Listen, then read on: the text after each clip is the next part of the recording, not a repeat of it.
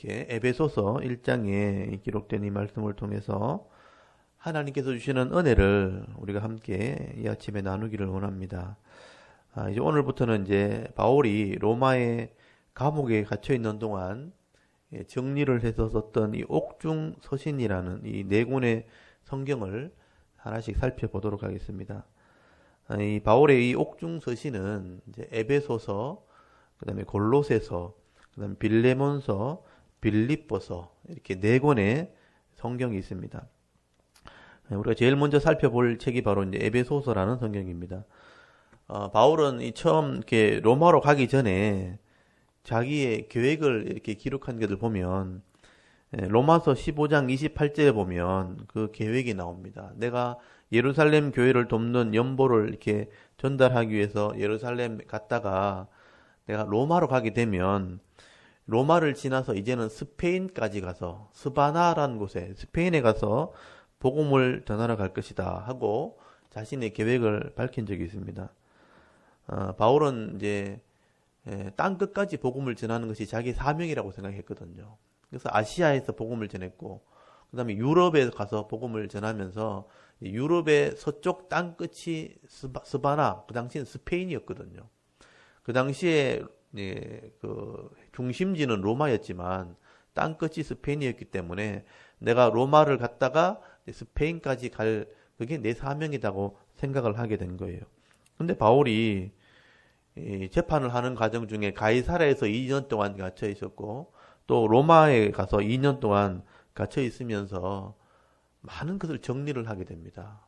복음이 무엇이고 또 교회가 무엇인가, 또 내게 주신 사명이 무엇인가, 또 이 로마의 감옥에서 2년 동안 갇혀 있으면서 찾아오는 많은 사람들에게 하나님 말씀을 가르치면서 많은 것을 다시 한번 깨닫게 되어지는 것이죠. 그래서 바울은 내가 더 이상 이제 다른 곳에 가서 복음을 전하는 것보다 하나님께서 이 땅에 이루고자 하는 하나님의 나라, 그리고 이 교회가 어떤 것인가 하는 것을 깨닫고 정리를 하면서 편지를 하나씩 쓰기 시작합니다. 그게 옥중서신입니다. 그래서 이 옥중서신은 다른 편지와 좀 달라요. 바울이 이때까지 했던 선교의 모든 여정들을 정리를 한 겁니다. 그리고 하나님의 뜻이 무엇인지를 밝히기 위해서 기록한 교리서신이라고 할 수가 있는 것이죠. 그래서 바울은 이제 복음을 이렇게 많이 전하는 것보다 더 중요한 것은 교회가 성숙해 가는 것이다 하는 것을 깨닫게 된 겁니다. 여러분, 교회가 성숙해져야 전도하는 것도 의미가 있어지는 겁니다. 교회가 성숙하지 못하면 이 전도가 아무 의미가 없는 거예요. 교회가 성숙하지 못하고 하나님 뜻대로 바로 세워지지 않으면 아무리 많은 사람이 교회에 와도 교회는 자꾸 타락하게 되는 겁니다. 그래서 교회가 성숙하는 것이 더 중요하다. 하나님의 뜻대로 교회가 세워지는 것이 더 중요하다 하는 것을 바울이 깨닫게 된 것입니다. 그래서 바울은 이 3년 동안 사역을 했던 가장 핵심이 되는 곳이 에베소라는 지역이죠. 이 에베소라는 지역에 편지를 쓰게 되는 것입니다. 그 에베소라는 지역을 중심으로 해서 에베소가 핵심이 되었고 에베소에서 배웠던 제자들이 흩어지면서 그 당시 소아시아의 7교회를 형성하게 되죠. 그래서 요한계시록에 보면 에서보두 사빌라, 에베소, 스마나, 에서포, 버가모, 두아디라, 사데, 빌라델비아, 라오디게아 이런 교회들이 에베소 교회를 중심으로 개척이 되어집니다. 그래서 에베소 교회에 이 편지를 쓰게 되는 거예요. 그래서 에베소 교회의 하나님의 나라가 무엇인가, 또 하나님 나라가 교회인데 이 교회는 과연 무엇인가 하는 것을 정리를 해서 편지를 쓰게 된 것입니다. 이 교회는 그 사람들의 모임을 통해서 저절로 생겨진 게 아닙니다. 또 인간의 노력의 결과물도 아니죠. 이 교회라는 것은 하나님께서 이미 창세전부터 계획하신 것이고요. 이 교회를 통해서 하나님의 영광이 나타나게 되어 있고 또 이 하나님의 영광을 받으실 뿐 아니라 하나님의 뜻대로 이것이 세워져야 된다 하는 것을 말씀을 하게 되는 겁니다. 그래서 에베소서는 이제까지 바울이 썼던 어떤 편지와도 다른 편지라는 것을 여러분 먼저 기억을 해야 됩니다. 다른 편지들은 막 바울이 복음을 전하고 바쁘게 다니면서 교회에 문제가 생겼을 때 그 문제를 해결하려고 많은 서신들을 썼죠. 갈라디아서 교리에 문제가 생겨서 썼고 고린도 전후서 이 교회가 성숙하지 못하게 되었을 때 이 문제를 해결하기 위해서 편지를 쓰고, 데살로니가 전후서 이런 교회에 향한 그 교회의 특별한 문제를 해결하기 위해서 이 편지를 썼다면, 이제 에베소서 옥중서신은 그런 문제를 해결하려고 쓴 편지가 아니고 신학을 정리한 겁니다. 복음을 정리하고 신학을 정리하고 또 교회의 성숙함을 위해서 교회들이 서로 돌려서 볼 수 있을 정도로 회람 문서로 기록한 성경이고 교리서신이라는 것을 여러분 기억하시길 바랍니다. 그러므로 에베소서는 우리가 한번 읽고 이렇게 끝나는 것이 아니고 또 읽고 읽으면서 묵상을 해야 될 말씀이죠. 기준이 된 말씀이고 교회가 반드시 묵상해야 될 그런 말씀이 에베소서, 골로새서, 이런 빌립보서, 빌레몬서라는 성경입니다. 먼저 우리가 본문을 볼 텐데요. 거기 1절, 2절을 보시면 인사말이 먼저 기록이 되어 있죠. 예수의 사도된 바울이 에베소에 있는 성도들 또는 신실한 자들에게 편지를 한다. 그러면서 여기 2절에 보시면 은혜와 평강이 있을지어다. 이 은혜와 평강은 구약의 축도라고 제가 말씀을 드렸죠. 하나님께서 너희를 지키시기를 원하며 은혜 베푸시기를 원하며 평강 주시기를 원하노라. 민수기 6장에 나오는 제사장의 축도입니다. 그래서 그것을 요약을 해서 인사말로 이 축복의 기도로 사용을 하게 되는 겁니다. 그리고 3절부터 14절까지가 교회와 성도들에게 주시는 하늘에 속한 신령한 복에 대해서 말씀을 합니다. 이 바울만이 깨달은 것을 기록한 겁니다. 하늘에 속한 신령한이라는 것은 영적인 복, 이런 뜻입니다. 하늘에 속한 이런 영적인 복, 이 신령한 복이 뭔가? 한마디로 말하면 죄인을 구원하기 위한 하나님의 구원 계획입니다. 죄인들을 구원하기 위한 하나님의 구원 계획, 다른 말로 하면 복음이라고 할 수 있죠. 이 하늘에 속한 신령한 복에 대해서 설명을 하는데, 여러분 3절을 한번 보십시오. 찬송하리로다. 하나님 곧 우리 주 예수 그리스도의 아버지께서 그리스도 예수 안에서 하늘에 속한 모든 신령한 복을 우리에게 주시되 라고 말씀을 하죠. 이건 바울이 감옥에 갇혀 있는 동안 깊이 묵상하는 중에 깨달은 것입니다. 하나님께서 우리를 구원하기 위한 놀라운 계획을 가지고 계셨구나. 그거를 구약에서부터 예언하셨고 기록하셨고 신약에 이것을 이루셨구나. 바울의 초창기의 선교에 보면 이런 내용들이 기록되어 있지 않습니다. 근데 바울이 이 감옥에 갇혀 있는 동안 묵상하는 중에 신앙이 성숙되어지고 신학을 정리하게 되었을 때 이런 하나님의 놀라운 구원 계획이 있었다는 것을 깨닫게 된 거예요. 그리고 정리를 하게 된 겁니다. 그래서 바울은 이 첫 마디가 여기 3절부터 보시면 하나님을 찬송한다는 거죠. 하늘에 속한 신령한 복을 주신 하나님을 찬송한다. 찬송을 먼저 올려드리는데, 여러분 이 편지가 감옥 속에서 기록됐다는 것을 생각해 보면, 여러분 이 감옥에 갇혀 있는 동안 하나님에 대한 놀라운 구원의 계획, 은혜를 깨달았을 때 하나님을 먼저 찬송하게 되었다는 거예요. 여러분 우리가 그 장소가 어디든지 간에 하나님의 은혜를 깨닫게 되어지면 하나님을 찬송하게 된다는 것을 우리가 알게 되는 겁니다. 그리고 이 하늘에 속한 신령한 복이 무엇인가? 여러분 4절부터 잘 보시면요. 곧 창세 전에, 이 창세 전이라는 것은 모든 세상에, 코스모스가 세상이거든요. 세상에 우주를, 그러니까 기초를 쌓기 전에, 이런 뜻입니다. 모든 우주의 기초를 쌓기 전에 그리스도 안에서 우리를 택하사 우리로 사랑 안에서 그 앞에 거룩하고 흠이 없게 하시려고 그 기쁘신 뜻대로 우리를 예정하사 예수 그리스도로 말미암아 자기 아들들이 되게 하셨으니 라고 말씀하죠. 여기 창세 전에, 모든 우주의 기초를 쌓기 전에 이미 우리를 선택하셨다. 하나님이 우리를 먼저 선택하셨고, 그리고 예정하셨다는 것은 결정했다. 이미 알고 결정하셨다. 그리고 자기 아들들이 되게 하셨다. 양자 삼으셨다. 이게 하나님의 신령한 복이라는 것이죠. 택하시고 예정하시고 아들 되게 하신 것, 이게 하늘에 속한 신령한 복이라. 이것은 하나님의 일방적인 은혜, 일방적인 복이라고 말씀하는 것입니다. 그래서 택하시고 예정하시고 아들 되게 하시는 목적이 무엇인가? 6절 한번 보십시오. 거저 주시는 하나님의 은혜의 영광을 찬송하게 하려고 아들 되게 하셨다. 그리고 7절을 보시면요. 우리는 그리스도 안에서 그 은혜의 풍성함을 따라 그 피로 말미암아 송량은 값을 지불한다는 뜻입니다. 값을 지불해서 죄를 사하셨고 제사함을 받았느니라. 이는 그가 모든 지혜와 총명을 우리에게 넘치게 하사 그 뜻의 비밀을 우리에게 알리신 것이고 알게 했다는 겁니다. 그의 기쁘심을 따라 그리스도 안에 때가 찬 경륜을 위하여 예정하신 것이니 하늘에 있는 것이나 땅에 있는 것이나 그리스도 안에서 통일되게 하려 하심이라. 말이 길어서 복잡하지만 잘 정리해 보시면요, 예수의 피값으로 값을 지불하시고 우리를 죄사함 받게 하셨다. 이게 하나님의 복이죠. 지혜와 총명을 넘치게 하시고 그 뜻의 비밀을 알게 하셨다. 이 죄사함의 비밀을 알게 하셨다. 이게 바로 교회입니다. 교회. 죄사함을 알게 하셔서 구별된 사람, 이게 바로 교회죠. 죄값을 지불하시고 지혜와 총명을 주시고 그 비밀을 알게 하신 목적이 무엇인가? 10절을 보시면요, 하늘에 있는 것이나 땅에 있는 것이 다 그리스도 안에서 통일되게 하심이라. 하나 되게 하려고 그렇게 했다는 거예요. 모든 사람이 그리스도 안에서 하나 되는 교회가 되게 하기 위해서 우리 값을 지불해서 사셨다는 거, 구속하셨다. 이게 하나님의 구원 계획이라는 겁니다.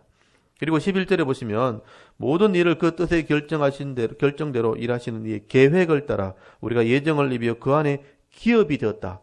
하나님의 기업이 되었다. 여러분, 하나님의 계획대로 또 결정하시고 그리고 그것을 믿게 하심으로 하나님의 기업을 얻게 하셨다. 기업이 바로 복이란 뜻입니다.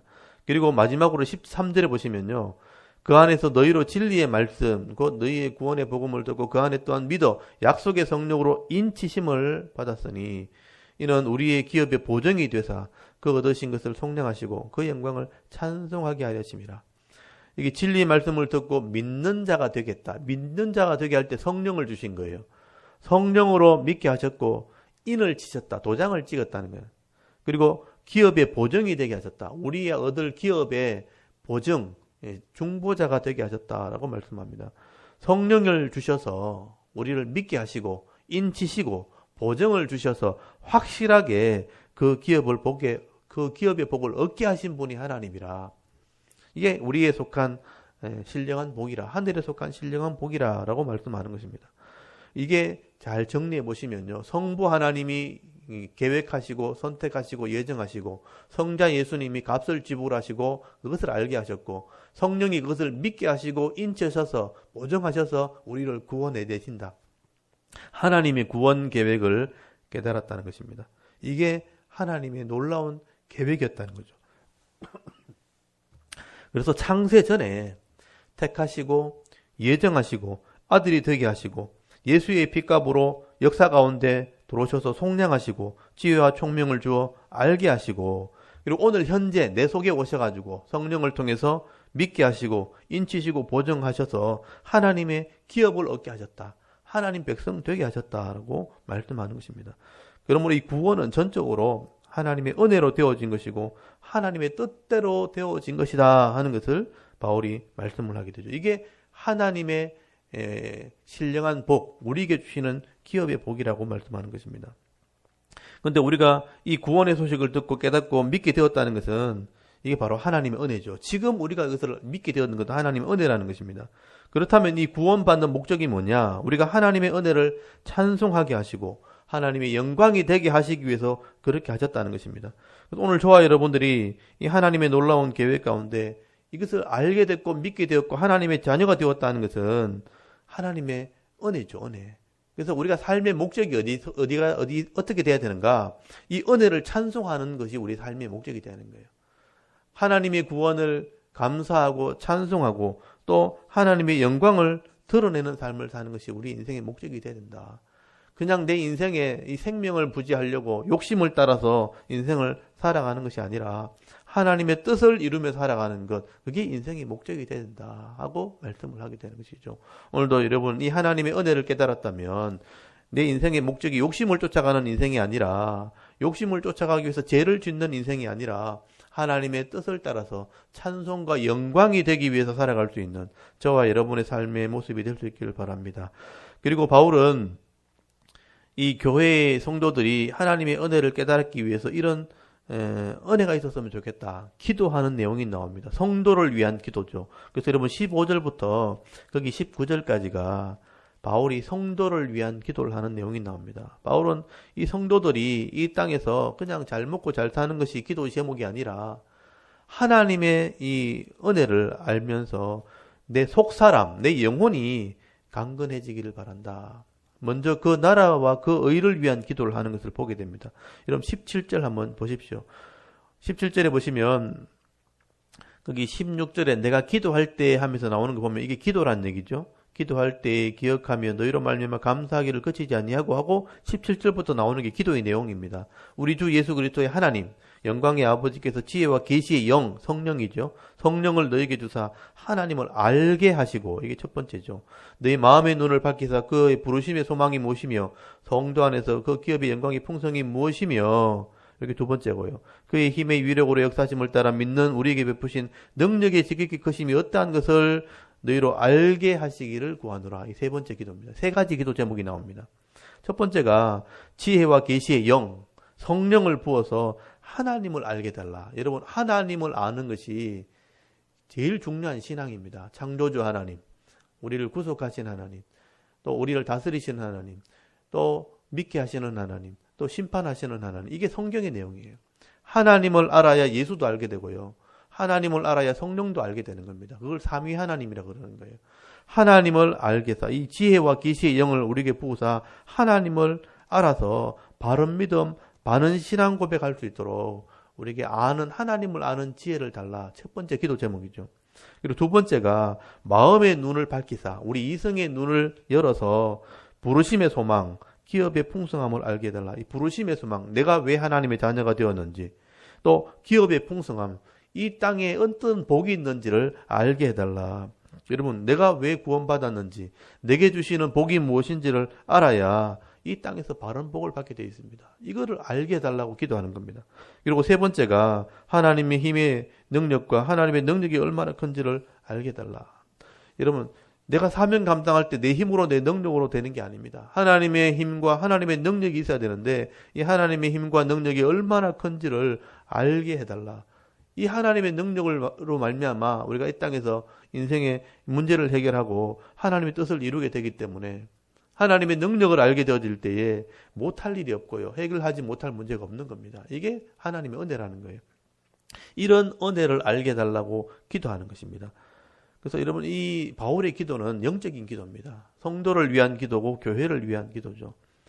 오늘 이 바울이 하는 기도의 제목들을 잘 정리할 수 있기를 바랍니다. 하나님을 알게 하시고 또 부르심의 소망이 무엇인지, 기업의 풍성함이 무엇인지, 내게 주신 복이 무엇인지, 또 하나님의 능력이 얼마나 큰지를 알게 해서 그 하나님 의지하게 되어질 때에 세상을 이기는 삶을 살게 해달라고 기도하는 것입니다. 이게 교회와 성도를 위한 기도죠. 오늘 저와 여러분들이 이런 내 영혼을 위한 기도, 먼저 그 나라와 그 의를 위한 기도를 할 때에 하나님께서 들으시고 응답하시는 이 교회의 복, 성도의 복을 다 받아 누릴 수 있는 믿음 있는 주의 백성 될 수 있기를 바랍니다. 그리고 마지막으로 거기 하나님께서는 예수 그리스도에게 모든 세상의 권세와 또 교회를 다스리는 권세를 주셨다. 그래서 머리라는 표현을 쓰게 돼요. 예수 그리스도가 우리의 머리가 되신다 하는 이 교리를 정리를 하게 됩니다. 하나님께서는 교회를 위해서 예수 그리스도를 십자가에 내어주시고요. 또 부활하게 하심으로 영광을 얻게 하셔서 하나님의 영광의 보좌 위에 앉게 하셨다라고 말씀을 하게 됩니다. 거기 보시면 20절 보십시오. 그의 능력이 그리스도 안에서 역사하사 죽은 자들 가운데 다시 살리시고 하늘에서 자기의 오른편에 앉히사 이 죽게 하셨고 살리셨다. 십자가에 죽게 하셨고 부활하게 하심으로 하나님의 영광의 보좌에 앉히신 분이 바로 예수 그리스도라. 그리고 세상의 모든 이름 위에 뛰어나게 하시고 만물, 세상의 모든 창조물들을 그 발 아래 복종하게 하셔서 교회의 머리를 삼으신 분이 바로 예수 그리스도라. 그러므로 교회는 이 땅의 모든 것을 통치하시는 예수 그리스도의 몸이 되었다. 그렇게 말씀하죠. 그래서 우리가 교회를 통해서 말씀할 때 몸된 교회, 정확하게 표현하면 예수 그리스도의 몸된 교회라고 표현하는 것입니다. 그래서 2장에 넘어가면 이런 몸된 교회가 구체적으로 어떻게 만들어지게 되었는가, 교회가 어떻게 처음 생기게 되었는가, 또 교회는 어떤 모습으로 존재해야 되는가, 이제 2장에 몸된 교회를 설명하는 게 2장입니다. 교회의 출발, 교회가 어떻게 존재하고 있는지를 2장에 하나씩 설명을 하게 되는 거죠. 그래서 교리를 설명하는 겁니다. 예수님은 우리의 머리가 되셨고 교회는 몸이 되었다. 몸은 어떤 것인가 하는 것을 설명하는 것이죠. 바울은 이렇게 교회는 사람의 노력이나 사람의 힘으로 세워진 것이 아니라 하나님께서 창세 전에 이미 계획하셨고 예수의 피값을 지불하심으로 완성하신 것이다 라고 설명을 합니다. 그리고 그 비밀을 우리에게 알게 하시고 믿게 하심으로 그 기업의 복을 받아 누리게 하신 것이 바로 교회다라고 말씀하게 되는 것이죠. 그렇기 때문에 우리가 해야 될 일이 뭐냐? 그 하나님의 은혜를 찬송하고 하나님께만 영광을 돌리는 삶을 살아야 된다는 겁니다. 그리고 이 땅에서는 그리스도의 몸이기 때문에, 그리스도의 몸이 되기 때문에 그리스도의 삶을 나타내는, 그리스도의 몸으로서의 사명을 감당하는 삶을 살아야 될 것을 하나씩 말씀하게 되는 것입니다. 그런데 우리가 이게 이해를 못하고 하나님의 뜻을 알지 못하고 이 바른 은혜를 깨닫지 못하게 되어지면 그냥 자기 욕심대로 살아가는 거예요. 자기 뜻을 세우고 자기 욕심대로 교회를 다스리려고 하고 내 뜻대로 교회를 봉사하고 섬기려고 한다는 것입니다. 기도할 때도 그냥 내 계획이 이루어지고 내 욕심이 이루어지도록 기도하는 거예요. 그렇게 하면 잘못된 신앙을 하게 되는 거예요. 안 되니까 고통스러운 신앙생활을 할 수밖에 없는 것이죠. 그래서 우리가 이 에베소서를 통해서 바른 신앙의 믿음과 바른 신앙의 고백을 우리가 깨달을 수 있어야 되는 것입니다. 오늘도 이 말씀을 하나하나 묵상해 나갈 때에 바울이 깨달았던 이 교회의 원리를 따라서 하나님의 영광을 위해서 살아가는 성도가 될 수 있기를 바랍니다. 그리고 내 영혼을 위한 기도, 먼저 그 나라와 그 의를 위한 기도를 할 때에 하나님의 뜻이 이루어지는 그런 삶을 살아가게 될 때 오늘 하루하루 삶이 은혜와 복으로 채워질 수 있는 그런 성도의 삶이 될 수 있기를 바랍니다. 오늘도 바른 믿음, 바른 기도를 통해서 내게 주시는 분복을 받아 누릴 때에 오늘도 하나님의 찬송이 되어지고 영광이 되어져서 오늘 하루 동안 기업의 복을 받아 누릴 수 있는 오늘 저와 여러분의 하루 삶이 될 수 있기를 주의 이름으로 축원합니다. 아멘. 잠깐 기도드리겠습니다. 하나님 오늘도